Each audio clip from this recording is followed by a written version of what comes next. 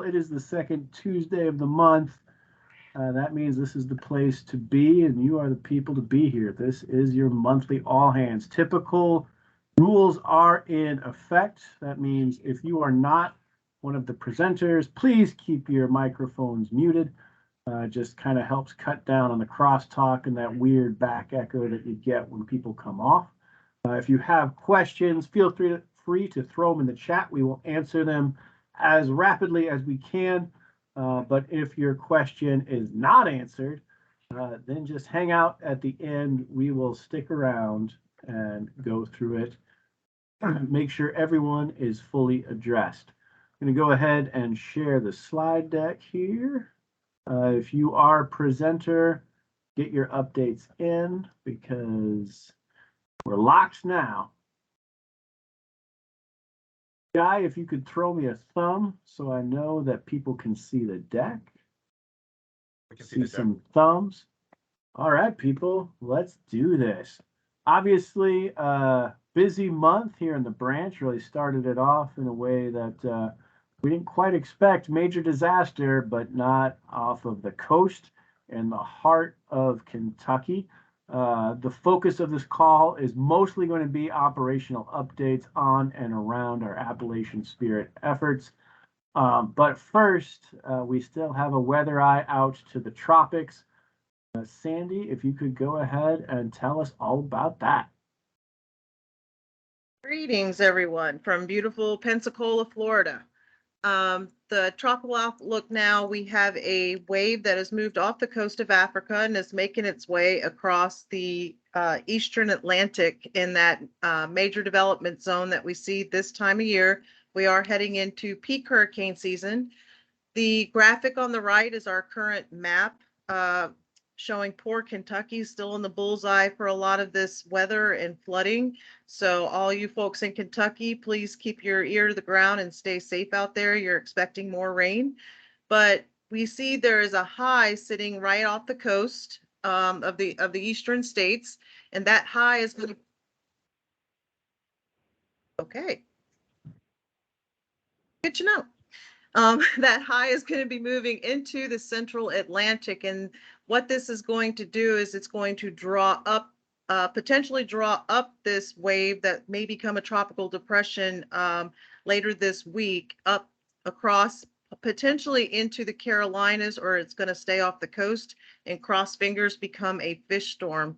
So right now we're going to keep our eyes on it. As you can see on the right-hand map, it's showing the models trending that way. So we will keep our fingers crossed that this is just a big fish storm and we can all continue with our efforts up in Kentucky. So stay tuned. We'll keep posting information about the wave and also the current weather for the South Branch. Back to you, Drew. Thank you so much, Sandy. And yes, we will all hope that it remains much like my office, a poorly organized fish storm. But as you said, still plenty of work for us to do in Kentucky, where we are fully committed. So I'm going to kick it over to our field readiness team and let them run us through what's happening out in the field. Oscar, over to you, sir. Hey, good evening, everyone. My name's Oscar. I get to work with the great folks in field readiness. And as we speak, your gray shirts, your fellow gray shirts are conducting close-in operations in various localities. So we're going to talk about that. More importantly, you're going to hear from people on the ground there. Some of y'all are going there tomorrow. Some of y'all are going there later. I invite you to put questions if you have in the chat, and they might be able to answer them. But basically, if you look at this slide here, it kind of tells you about 5 different efforts. One was the effort to get out there. That was Operation Further Up the Holler. I'm not sure if I said that right, but I hope I did. Roadway debris clearance. And now currently there are 3 close-in fights going on in Perry County, Clay County, and Letcher County, and supported by the great work in the EOC Operations Center. So first of all, we're going to look at the Further Up the Holler roadway debris clearance with Gary Curry. So Gary, sir, you can tell us about that. Good evening, all. You have to forgive me. I just got back to the house after being deployed for the last 9 or 10 days. I had the great honor of being the task force leader for the team that's listed in there. We had the two HE people that did some significant work for two properties, and I'll mention a little bit about there. Mike Doyle, who led the Sawyer team, and in all honesty, the Sawyers, I think, cut down one tree and bucked up about three, but they were instrumental in helping a contractor be able to address a different tree. And normally a route clearance team is 8 people. And Matthew James had been in the area doing recons and ad bonds, and he was attached to us, which was a great help because nothing's close to anything out there. For those of you that are out there, you'll know what I'm saying. It's a half an hour or 45 minutes everywhere to everything. So Matthew was able to go run errands and pick up stuff and everything. We were deployed. Some of us left on the 31st to rally. We met up with the rest of the team on August the 1st. And on April the 5th, we were demobbed and absorbed by Jarrett Brown and the team at Lecter County, which is a nice go see some people and have a good time with them. We were originally deployed to Knott County, and we were going to working with the road supervisors. When we got there, a lot of the work had been assigned to contractors. So it was a challenge to find work to do. We were assigned some roads to go up and down and see what we could find. And we were able to find a couple of jobs that we completed to help some owners, which was really great. So one of the interesting things is I've been on route clearance multiple times before. This was the first time I really had to work with the tech side as much as I did. But I'll tell you, because of the lack of the communications capabilities, the downsell, and working in the hollers, and by hollers, I mean 2 big mountainous rocks going up on either side and about 100 feet of clearance down on the bottom of it, there is no cell signals out there at all. So basically, for Fulcrum, we were using that to do our updates for our work orders. And then all 3 of the team leads had a Garmin InReach attached to their hip, which was linked to their phones. And using the Garmin EarthMate app, we're able to text messages back to the leadership team to keep them informed what we were doing and asking questions and clearing things up. And it also gave them the ability to track us. So Drew, you want to go to the next slide? So one of the projects we did, oh, you got fancy, look at this. So there in the center, that's Richard Veith, who is on one of the HEs on the team, and Mark Smith, one of the Sawyers. Let's see, that looks like Randy's head and Jim's head. We were doing a brief one morning before we headed out. One of the photographers was on site and taking pictures. One of the properties we got to, oh, you covered up the good picture, Drew. The bottom picture that's got my big fat body in it. You can see what the road looked like that we addressed. That is actually a county road. It's about a lane wide, maybe a lane and a quarter wide.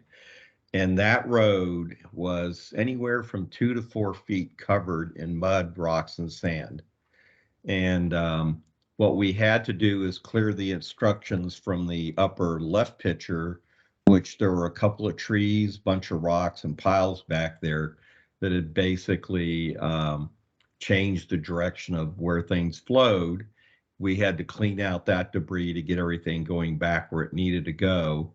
And then we had to take that whole pile of dirt, which has asphalt underneath it. And you'll see in the right picture, you'll see a little bit of asphalt peeking out the bottom because we were a little afraid to scrape much lower than we had done when we rebuilt that road so they could get in and out of that area. And the reason is there were 3 houses up that county road that had no access and couldn't get out. And they were used to have to use ATVs to get in and out. Very similar to the second property we did. They were using ATVs to deliver food and supplies farther up the holler than where they were at. We were able to fix the first location and make it more passable, smoother, and a little more solid surface. And then we worked with a contractor one morning and helped him by taking down some trees that were on the mudslide that again changed the course of some water. And he was working to open up that road because there were about 20 houses up that road that nobody could get to except for by going through ATVs. The other interesting thing while we were on that road is Joe Alport discovered 2 gas leaks that we reported to the county. County came up and turned the gas off for the first one. We were back there the second day. And again, we had another gas leak up on the left side where the big log is, which was something we had to get addressed before they could do the work up there. So all in all, I think we had a good experience. I think everybody would have liked a lot more work than what we could actually find and get done. But I think we did some good work to serve the people in Knott County. And I hope that the HE gets some good work while it's up in Lecter County. That's it for me. Outstanding. Big shout out to the roadway debris clearance team. Now there are 3, kind of 1, 2, 3 close-in fights going on right now. The first one's in Perry County. Trying to see if we have Bill Terrell or a rep from Perry County. Tell us a little about that, please. I don't know if Bill is on the, they're trying to fix toilet issues. I'm the safety in Perry County though. What can you tell us about Perry County, please? It is pretty bad. Bill's actually walking by right now. We had done, God, I don't know, like so many muck outs at this point. Bill, you want to say something? Good evening, folks. Sorry, I've been Toilet situation. yeah, running a toilet situation here. So yeah, lots of work out here. We're still trying to get in all the areas. We're just the tip of the iceberg, it seems like, and we aren't seeing a lot of other VOADs or other groups in here yet. So lots of work to do. Thanks.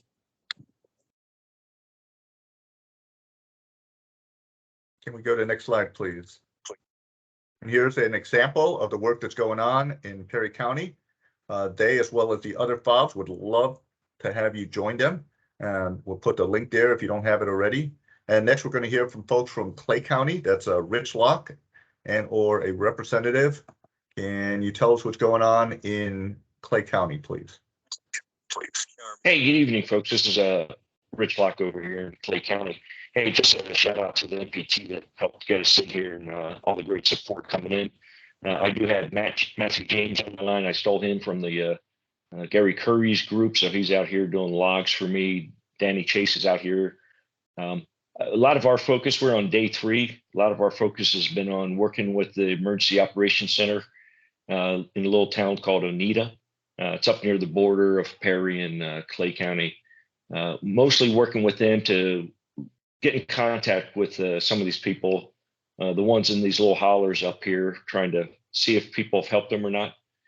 We've completed a couple work orders. We're doing everything from saw work to a couple roof tarping jobs to some muck outs, just trying to help the people up here any way we can. So continue to press on. We could use some more people up here. Our first wave ends here in a couple days, and then we're setting up for wave 2 people coming in. We're set up for 3 waves total. So looking forward to continuing to help the people out here. Outstanding. If we can get the next slide, please. There's a great group of gray shirts. They're earning their dirt. They're making their t-shirt dirty, and that's the way it should be, and it's a great thing. All right. However, yeah, and that one looks like it's one of our early SAW teams, and they spent all day 2 different houses on one holler, just cutting up trees, trying to clear. So the problem that we're having here is not only the floods, but the mudslides. And so the front of the house is flooded, the back is covered with mud. Trees are all over the place from the mudslide. So interesting situations out here. So thanks. Cool. All right, and none of this would be possible without some good coordination. A lot of that going on in the Kentucky State EOC, a lot of that going on with Miss Kate and Miss Chrissy. I think we got Kate who's going to tell us about what's been going on there. Miss Kate. Thanks, Oscar, and good evening, everybody. Obviously, I'm not in the state EOC right now. I am back at home, but still supporting virtually. But really wanted to give a rundown of how we got here. And the way that we got here was through connections. You guys have heard about road shows. You guys have been a part of EM meetings and briefings yourselves. Well, this is what is a result of that. So myself and Chrissy Buckley and Kayla Hull and Tony Wells. I want to give Tony a huge shout out. She was our volunteer leader who came into the EOC and really jumped in. I got pulled into really supporting ESF 6, which is mass care. So coordinating with our wider VOAD partners across the space, as well as being a conduit of information for mass care sheltering, feeding, and looking at more, they're calling it temporary housing, but unfortunately it's going to be more of a permanent solution, but sourcing travel trailers requested by the state to house some of these folks long-term. We've also been working to meet the needs of individuals who are displaced. So for instance, I want to give Chrissy a shout out. She's pictured there in the top right-hand photo.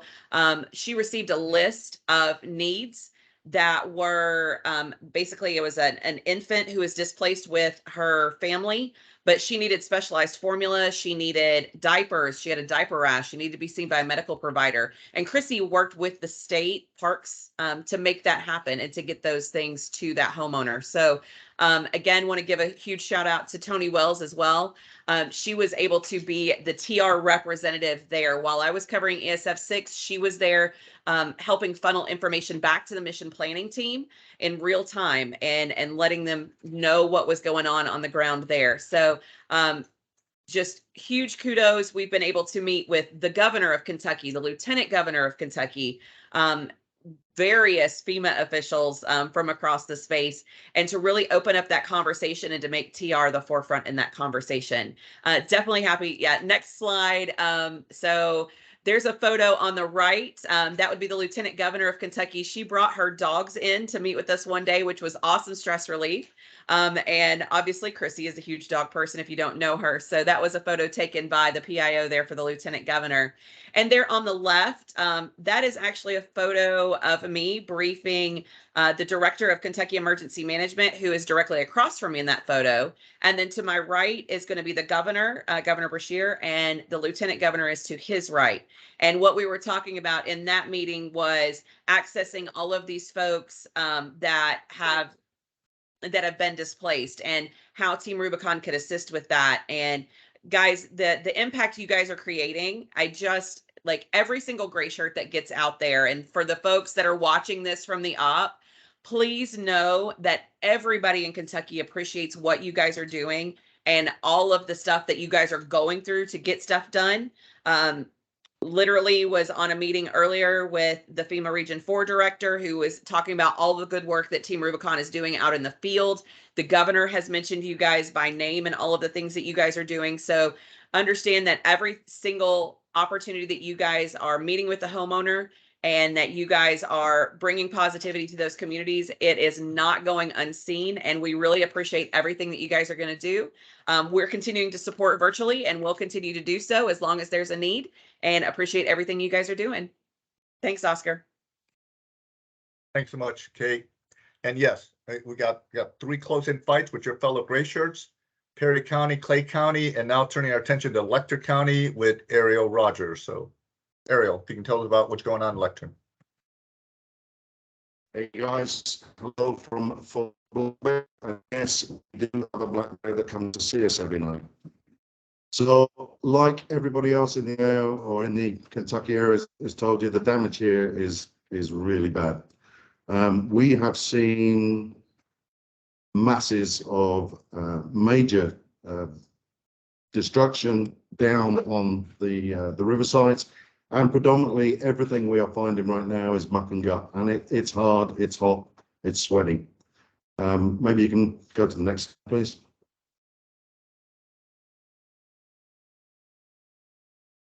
Oh, just to give you an example, that picture on the right is just one of the debris piles that one of the teams was able to start. We have seen debris piles over 8 feet high. Luckily, FEMA started to actually clear the roads yesterday, so we are able to keep piling it up. As for all the other operations, there is an ongoing need here. We could probably be here for several more weeks. And I urge any of you, if you have the time and you have the capacity, get out here and get in the fight. We've everybody's permission, just bear with me for a couple of seconds. I'd like to tell you a little bit of a story and move on to the next slide. So here, down in the bottom left, meet Joyce, Melissa, and Buddy, family living up in a holler in the middle of nowhere, probably about as rural as you can get in Kentucky. The big picture on the right used to be their driveway. It was the way they could get their vehicles in and out of the house. It was a 5-foot bridge. That gap you're now looking at is 16 feet wide and about 8.5 feet deep. The top left of that slide, you will see the emergency ladder bridge that their neighbors put in, which is literally an 18-foot ladder and a scaffold plank resting on top of the culvert that used to be under that driveway. That is about 200 feet further down the river. One of the big issues with Melissa, and I don't know if you can see, she's actually in a walker. She actually has cancer and was due to start chemotherapy this week, but has no way of getting in and out of that house because she physically could not cross that bridge or that ladder. The county judge reached out to Rubicon for help, and we went to look at it on Sunday. This was one that was just too much of a tug on the heartstrings to put out there. So we put together a plan and we submitted it up to our national staff. They actually approved that plan on Monday, and we completed that job today. Next slide, please. So you can see we actually put in a 4-foot wide, 20-foot long bridge. And now Melissa and her family can actually get to the roadway, get picked up and go for chemo. This represents a trial run for what could be a new potential discipline if it's approved upstairs. But as of today, it's estimated that there are over 4,000 of these bridges that were destroyed and need replacing within this operational area. Next slide, please. And if you ask, why do we do it? This is why. So again, guys, if you have the time and you have the capacity, come out and give us a hand. And that's all I got for you. Back to you, Oscar. Thank you, Ariel, and thank you all. Gray shirts being out there, and I'm going out there tomorrow. A number of y'all are going out there. Hope to see you either in the field this coming week or the week after. If you have ever said, hey, put me in, coach, this would be the time. If you've ever wanted to make a difference in someone like her life, this would be the time. So that's what we have. It's a great team going on and a lot of great work. Thank you so much. And back to you, Drew. Thanks, Oscar. And thank you to everyone who briefed from the field or recently returned from the field. I hope you guys are seeing all of the applause and the love that's coming out of the folks who are waiting for their turn in the hopper, because just incredible respect for the austere conditions that you guys are in. You heard the Perry County FOB dealing with issues with sanitation and clean water has been a constant challenge, delayed the start of that operation, continues to be something that they battle with. And just across all the FOBs, it's tough conditions, but it's far tougher for the folks who are dealing with the aftermath of this flooding. So that's why we go into this environment. That's why we handle the things that we do, so that we can solve problems like this one. Just can't take my hat off enough to that Letcher County team, both for identifying a problem like that, recognizing that they had a solution at hand, and then using the resources within the organization to ensure that we had a good, safe way to solve the issue that she was dealing with. So just huge thanks to all of them, to all of you guys who are out there right now, and to everyone who's about to go. So to tell us a little bit more about those who are about to go or en route, let us switch to our mobilization hat. Miss Tracy Gray, tell us all about people movement. Yeah, thanks for being here for tonight. As it's been said that we have three FOBs, Letcher, Clay, and Perry. They're all in the same stage. We've all started, or we've dispatched to all of them. We maintain CNG support, and we continue to book in the future. And each one of them has one more flight wave. We actually started with 3, and the second one will be going out for Letcher and Perry on the 10th tomorrow. And for Clay, the second wave will go out on the 12th. So that leaves us currently with the third wave, unless we continue on to leave on the 16th and the 18th. So I encourage all those gray shirts who want to get out there to register, and we will get you out there. Our personnel movement from the Appalachian Letcher County. We have dispatched 70. We're going to reach 56 tomorrow. So we've got a crew leaving and a crew coming, and that's a large number for them to handle, but they're used to it and they do it quite well. Perry County has 30 gray shirts dispatched today. 75 unique gray shirts have deployed to date to that site. And we're trying to maintain the max of 30 gray shirts for the next 7 days at that site. Clay County, we dispatched 17 today. We have deployed 21 so far. And again, we're trying to reach 30 per day on the 12th, when that next wave will go out. So far, we've had 127 unique gray shirts deployed to the response to date. 82 were dispatched today. 106 additional gray shirts were dispatched for the start dates within the next 7 days. And then we have either dispatched or demobilized gray shirts from other branches. We've had 99 from the north, 137 from the south, and 26 from the west. And boy, I probably went through that really fast, didn't I? Sorry. But that's it. That's all I have for numbers right now. We've just been working. And I think I do want to say our biggest complication, or one of the biggest complications, has been the airlines and the canceling of flights and the times that they arrive, and the little airports that we have to use. So in the 2 years that I've been here, this is probably the most issues we've had with airlines. So that's causing us to change a lot of things. So be patient. Remember, we're dealing with the airports and small airports, and we are doing our best to get there. And once again, if you want to get out there, please register. Thank you. Back to you, Drew. Thanks, Tracy. And I want to triple foot stomp what she said at the end there. The MOB team is the team that's usually up last in the mission planning process, because their work really begins when the op board is approved. That's when they really start cranking to get you guys in the field. And like Tracy said, like, the challenges around this one have been pretty unique, but they are working hard to get you guys dispatched to keep these fobs full. So do be patient when you talk to other gray shirts. Just stress to them the number of factors that we're considering. We do want to get you guys out there just as bad as you want to be out there.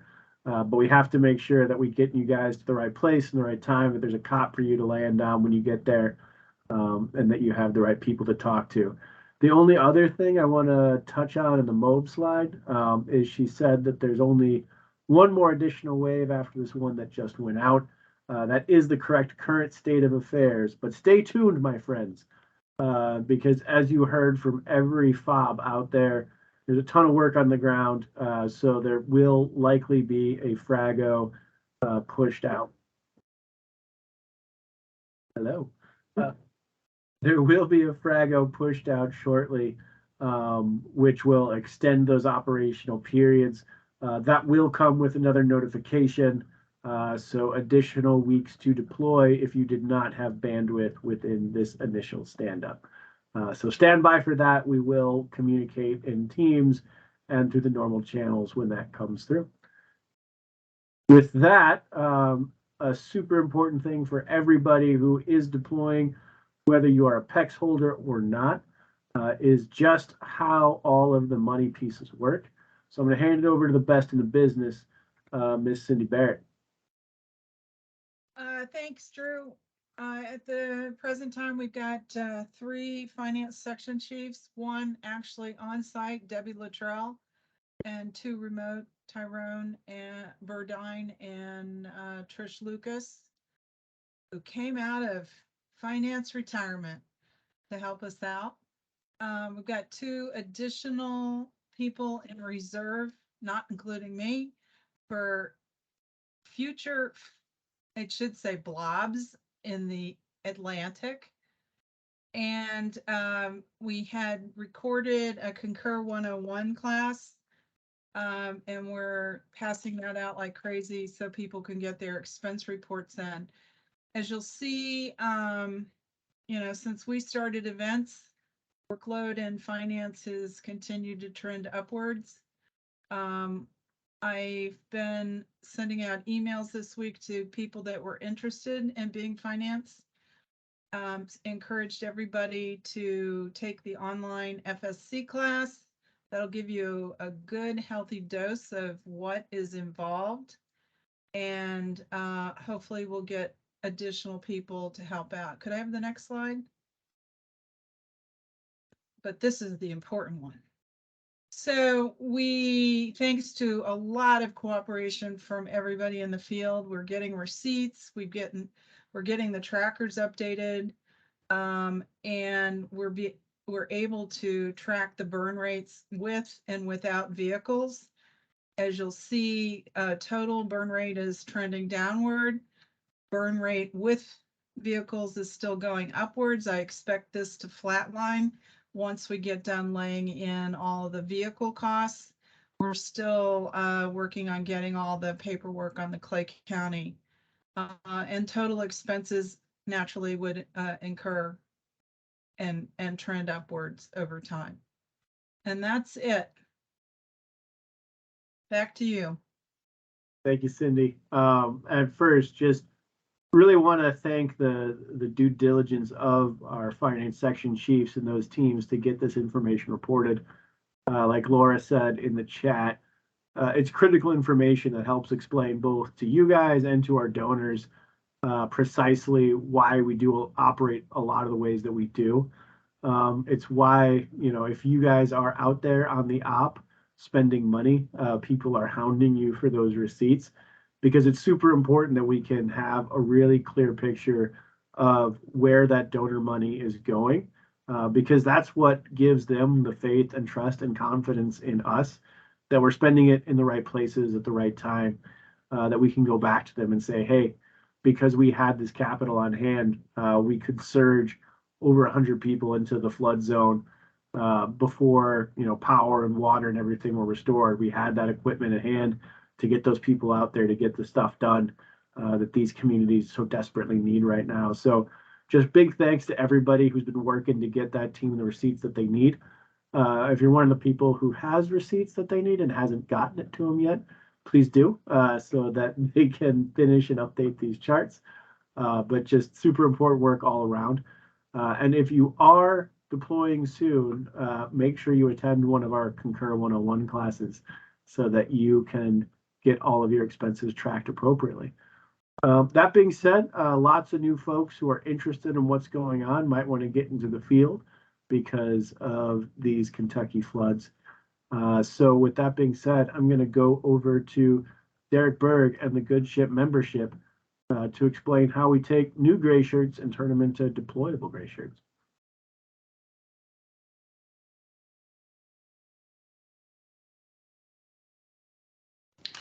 You'd think after all this time I would know how to unmute myself. Hi, I am Derek Berg. I am with South Branch membership and did want to get out a few updates to y'all just about this.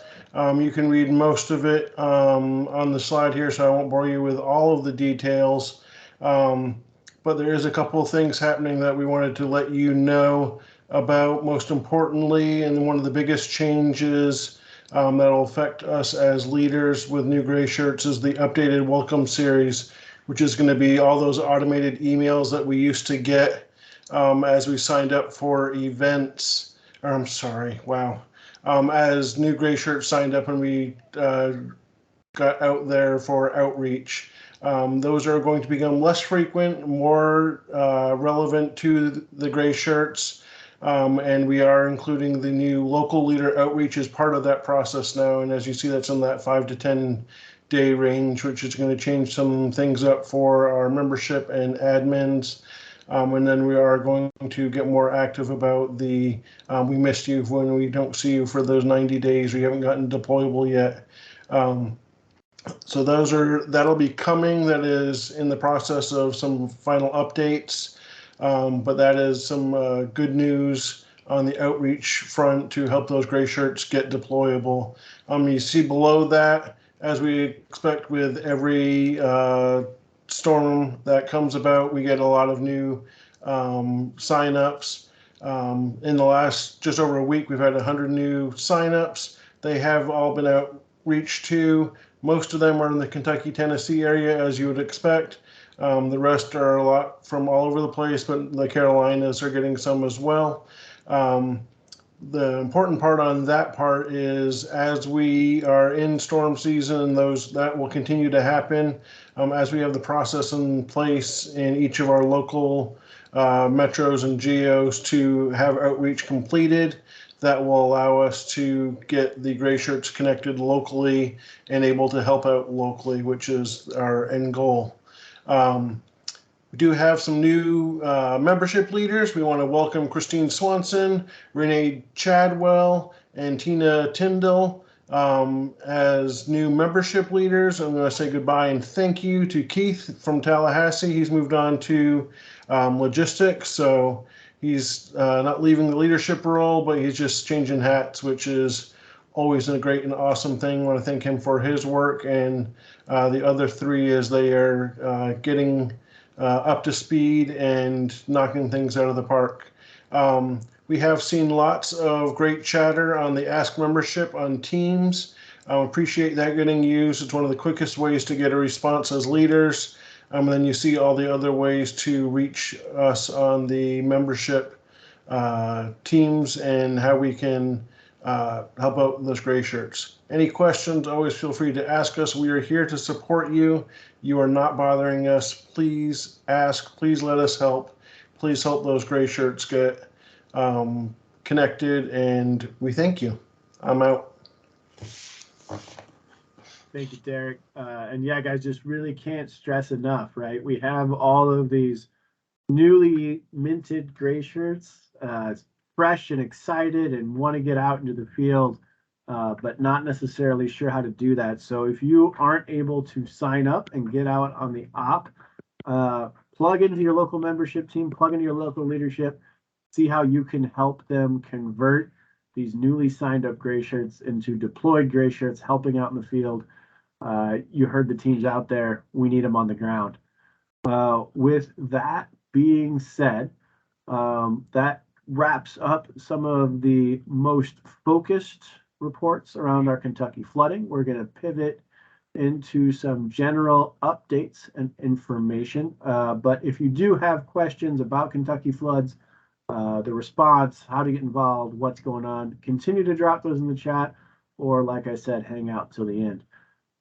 So first announcement out of the gate, I'm going to hand it over to Alex, who's going to preview an exciting new tool that has been deployed by the organization and how you guys can get involved with it. Alex, take it away, sir. Good evening, everybody. My name is Alex McGinnis. I'm a planning associate out of the Operations Support Branch here in Grand Prairie, Texas. So I'm going to share my screen real quick with everybody, and we'll do a demo. So if you go to the Active Operations folder in SharePoint, we have our common operating picture.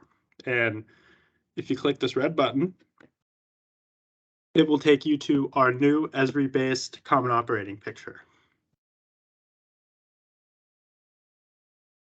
So this is automatically updated and synced with EMS about 6 times a day.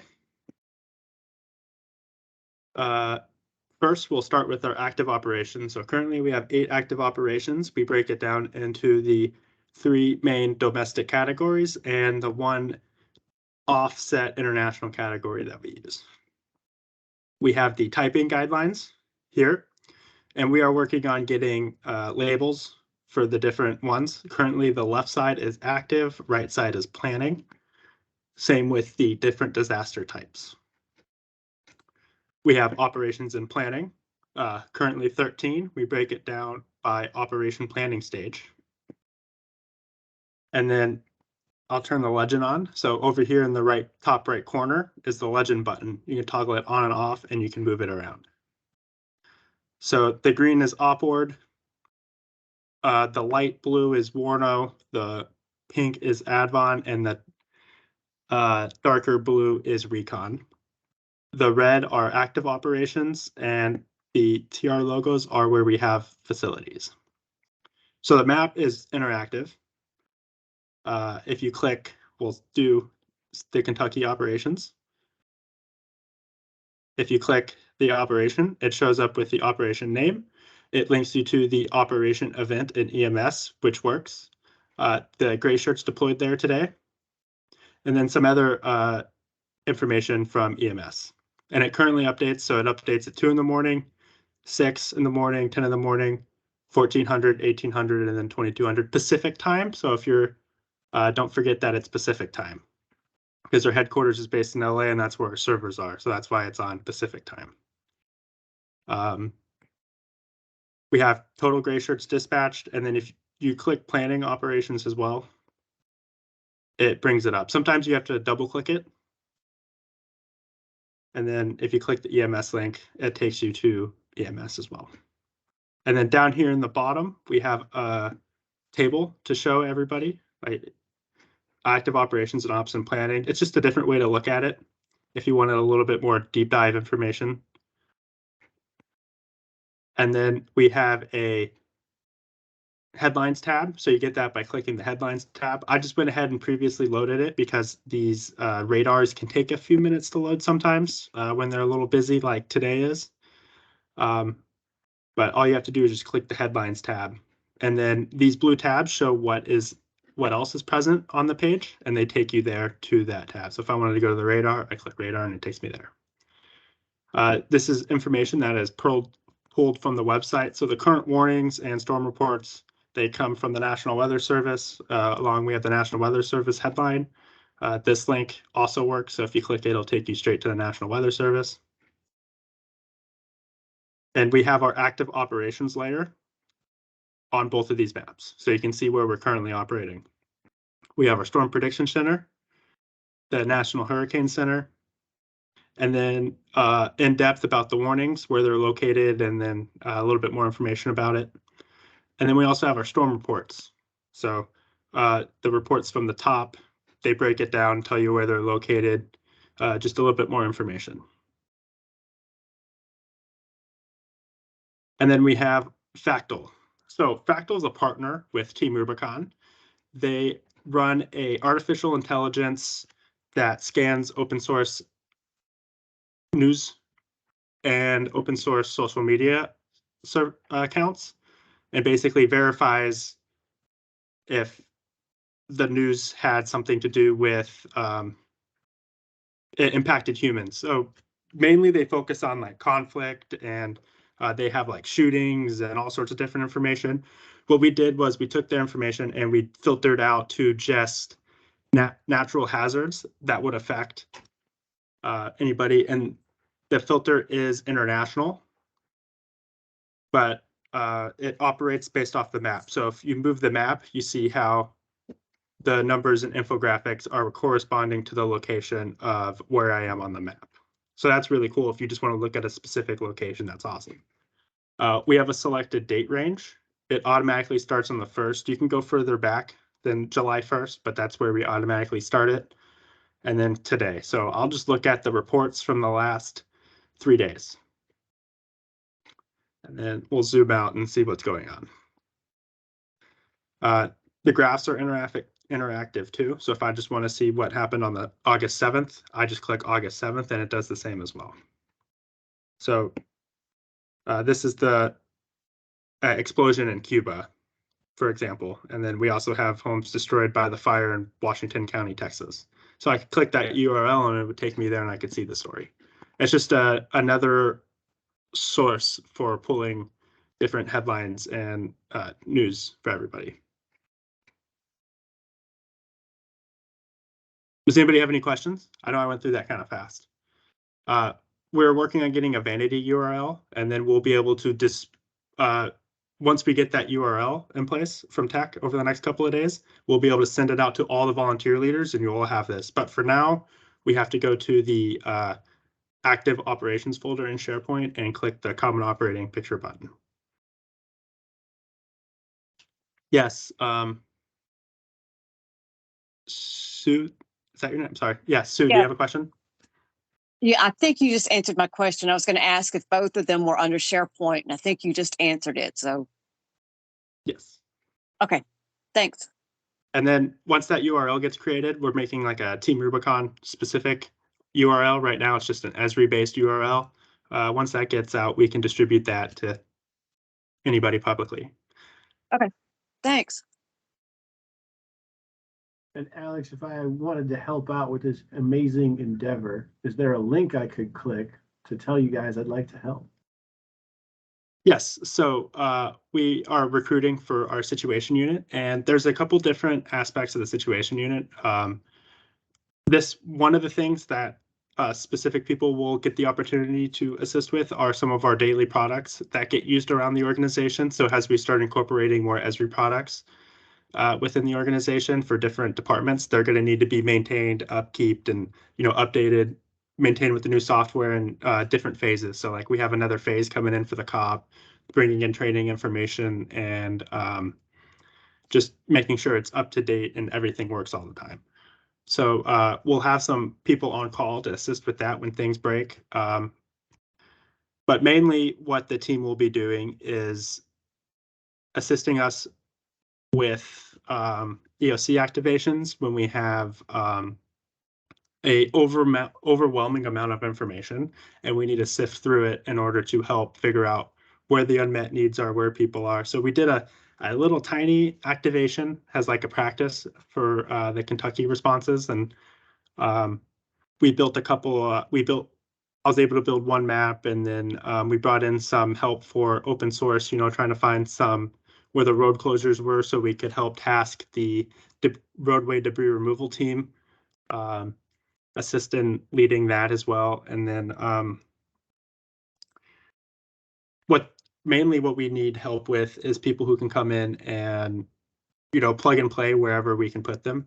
So like if you like open source and helping us sift through a bunch of information online to figure out where the unmet needs are and where we can set up operations, that's awesome.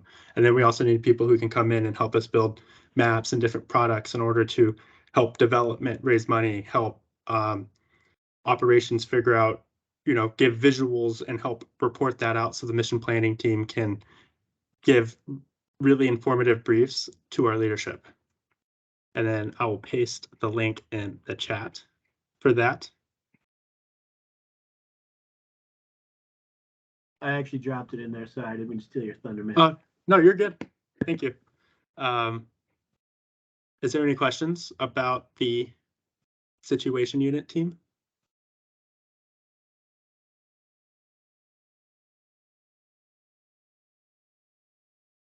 Now, the situation unit team, when you say come in, that means coming into the NOC and working with you? We will do remote or in person.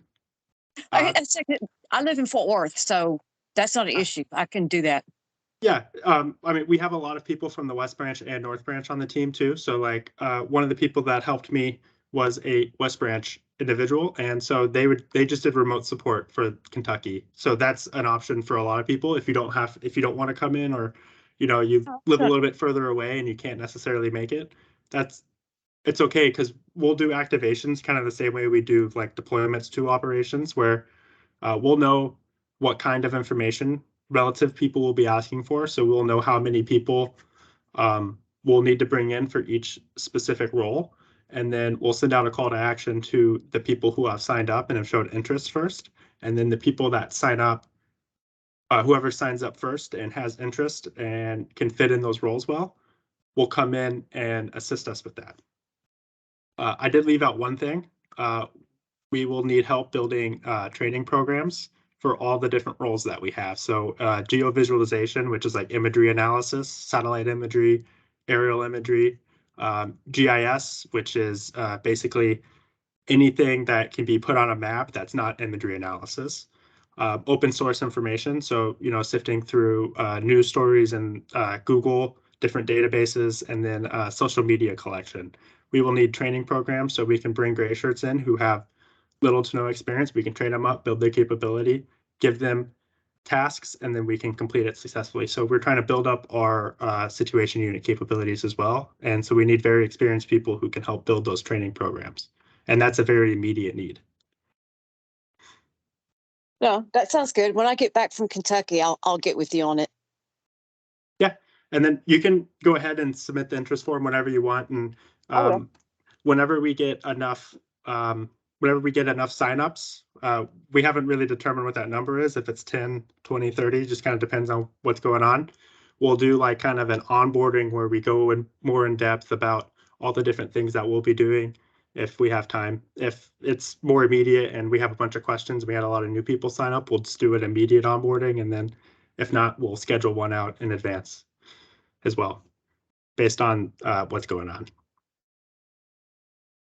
All right. Thank you, Alex. Now that you've blown everyone's mind with the latest and greatest in technology, let's get to someone who can help us get ourselves reorganized again. With an upcoming training of note, Shoddy B. Thank you, Drew. I'm gonna have to figure out how much I gotta pay you to get in front of Alex next time if he's gonna keep doing products like that.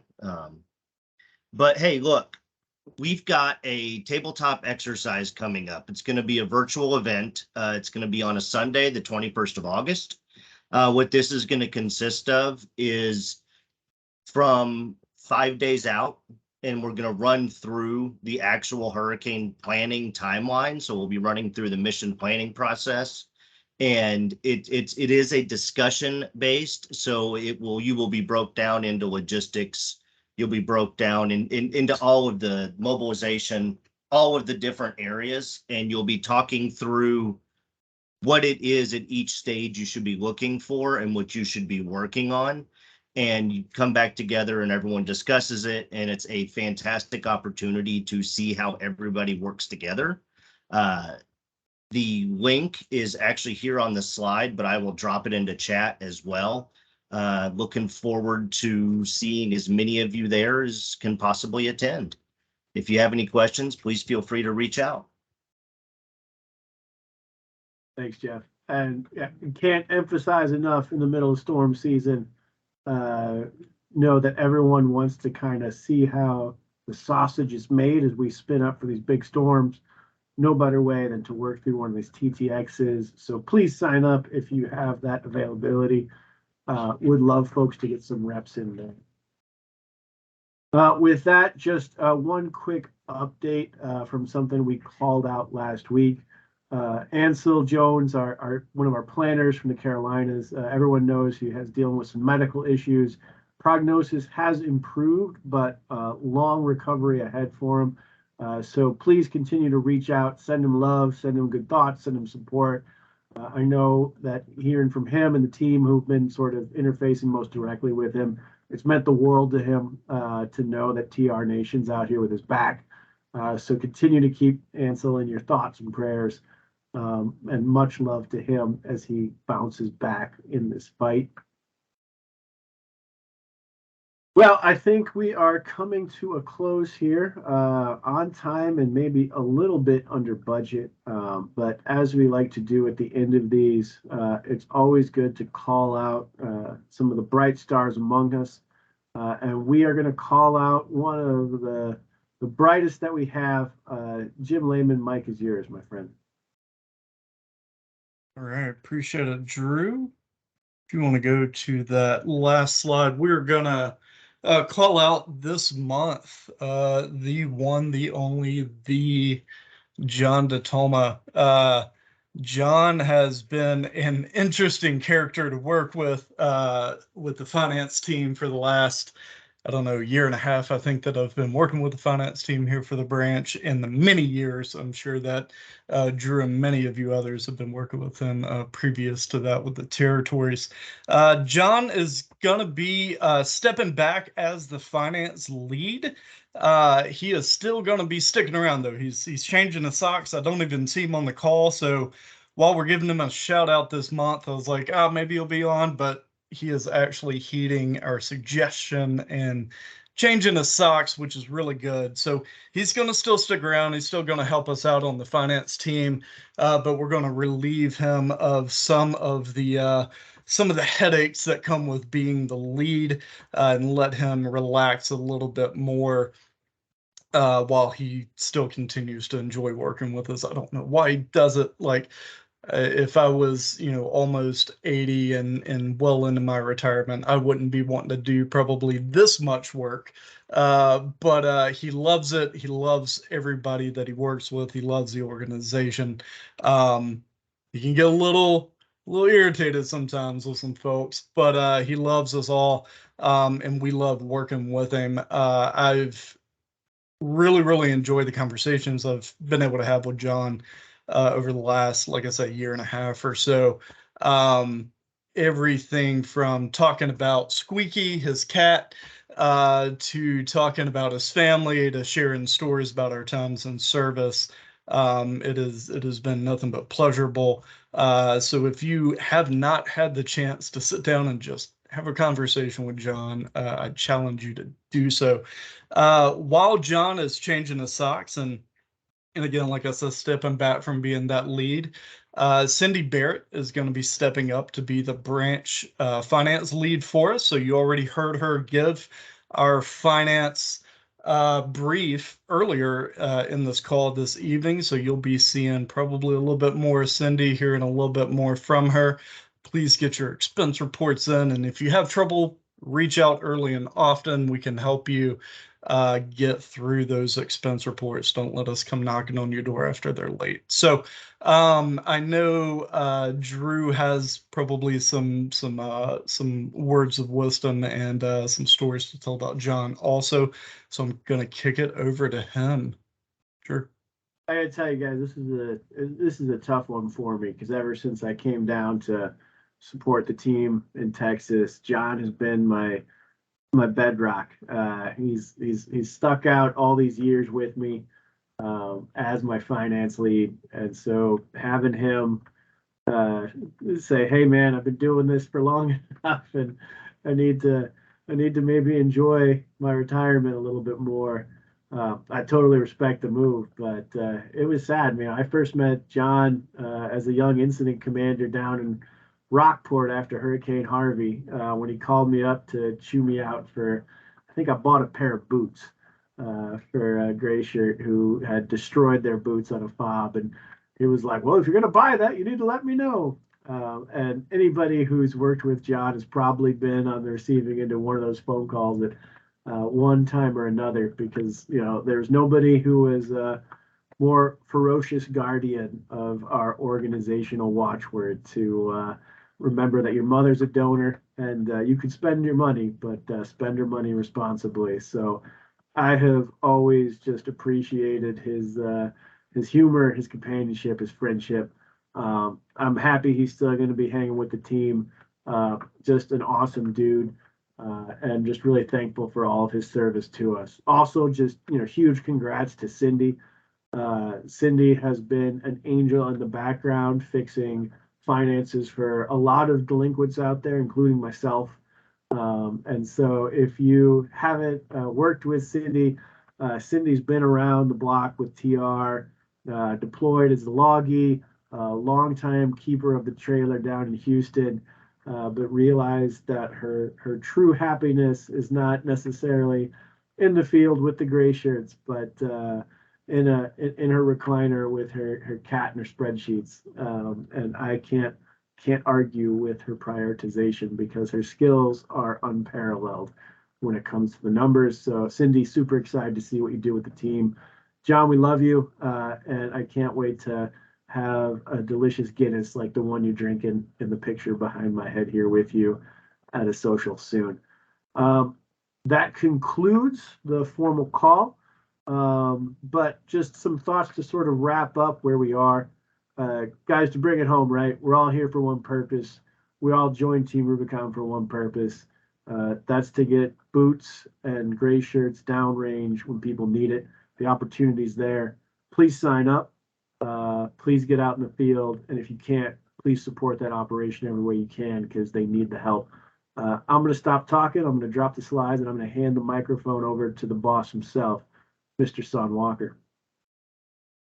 Hey, good evening, everyone. Drew, thanks for leading this discussion and all the presenters, just great work, great presentations. And I just want to, before we move on, I just want to thank John Tatoma. I know I just met him probably 2.5 months ago, but he's a consummate professional, and everyone that I've talked to that talks about him says the same thing. And I'm glad that he's going to still be on board to work with us. I still love his comments because I never know what's going to come out of his mouth, and I love it. And so I'm looking forward to working with him in his new capacity inside of Team Rubicon. Next, I want to say that, I appreciate from, the gentleman that left Atlanta to go up to Kentucky to do what we needed them to do around road debris removal with Gary and his mates that went up there to do that for us. Bill and Perry, thanks for what you're doing in Perry County as I see there. Also, Rich, thank you much for what you're doing as well there in Clay County, and also Lecture Ariel. Thanks for rocking it up there. I know you're a Chelsea fan. You guys won this weekend. My team, Manchester United, lost this weekend, but I still love you and appreciate what you're doing for us, for TR up there in Kentucky. So keep that great work. The young ladies that were, and the extremely talented women that were at the EOC, and Kate is working remotely now, but from Kayla to Chrissy, thank you guys for what you have done and what you continue to do in the EOC. Tracy Gray, you're rocking it for MOB, working with Brent and the rest of our guys on the mobilization part. So thank you for doing that as well. And, finance, couldn't do anything without you guys. So appreciate Cindy and also John for what you guys were doing and continue to do for us. Alex, I love that cop. I love the design of it. I love the efficiency, the streamline, and being able to follow what we're doing in a more efficient and streamlined manner. Guys, if you can, the situation unit at the EOC is a great role. We know we have so many talented people within the South Branch that already have the skill sets to enhance what we're doing at the NOC situation unit. I hope you take us up on that offer to please register utilizing that link. We need you there. We need your talent. We need that talent to go cross-functionally to all the branches. So if you have the time, we know you have the knowledge, please go ahead and sign up. I want to end it again. I know we're a little over time, but again, I want to give a big thank you to you guys for your support, not only for this operation that we're currently in right now, but for what you've done prior, and then what we're going to be doing in the future. I'm going to get my shirt muddy starting next week. Jeff, the VP of Operations, and myself will be in Kentucky on or around the 16th or the 17th of August. So we're looking forward to it. We'll probably be up there. I know myself, I'll be up there until the weekend, throughout the weekend. I think right now we're currently saying that we're going to probably demob around the 22nd, 23rd, but I believe we already have in stone at a minimum. We will be extending, especially probably most likely in Lecture County. So look for that. The gentlemen and the men and women and the people that build that bridge for the young lady that's suffering from cancer, just great. When it was submitted via Tracy to Jeff and the rest of the leadership team, it was a yes. And once we got the pictures, just beautiful work. Because you guys did so great on that, we did get other requests to have those types of bridges built in certain areas. For right now, we just told them that, we're going to keep with our core ops, But as we run across those types of projects, we're going to step in. As long as we have gray shirts available to do it, we will do that. We talked to Region 4, Region Administrator, and also the Director of the Emergency Management Division there. They were wanting us to really make that a priority, but we know that we have all the things that the men and women presented in this presentation, all the other items that we have to do, but that will be one of the ones that if we have the availability, if we run across those type of projects during our core ops or while we're out there in Kentucky taking care of business on other sites, we will address that issue as they come, as long as we have the manpower and the gray shirts to do it. So again, that was a wonderful job, wonderful project, doing great things. Glad you guys had the photos to share with us. Like Drew said, we'll keep this open for a while for questions, but Drew, that's all from my side. Again, guys, thanks for all the things that you do and continue to do going forward. All right. Thanks, Sam. You heard him. Get out there in the field. Go join them next week. Get your shirts dirty. With that, everybody, I'm going to kill the recording. If your question didn't get answered in the chat, please hang out. We will be here to answer anything you need to know and don't. Have a great night, and we'll see you next month.